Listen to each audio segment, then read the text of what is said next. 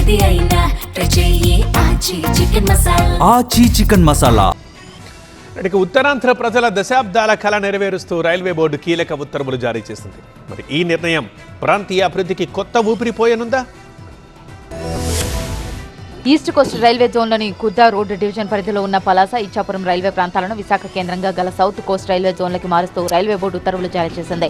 ఈ నిర్ణయంపై కేంద్ర మంత్రి రామ్మోహన్ నాయుడు హర్షం వ్యక్తం చేశారు. రైల్వే శాఖ మంత్రి అశ్విని వైష్ణవ్కు ప్రత్యేక కృతజ్ఞతలు తెలిపారు.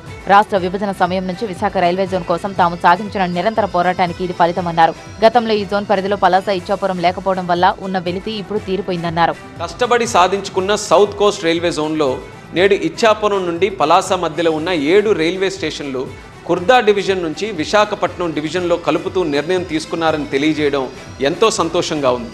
సౌత్ కోస్ట్ రైల్వే జోన్ కోసం ఎన్నో ఏళ్లు పోరాటం చేశాం. రాష్ట్ర విభజన మొదలు ఈ అంశంపైనే నేను అనేకసార్లు పార్లమెంట్లో, ఇతర వేదికల్లో శ్రీకాకుళం జిల్లా తరపున, ఉత్తరాంధ్ర తరపున మన వాణిని వినిపించాను.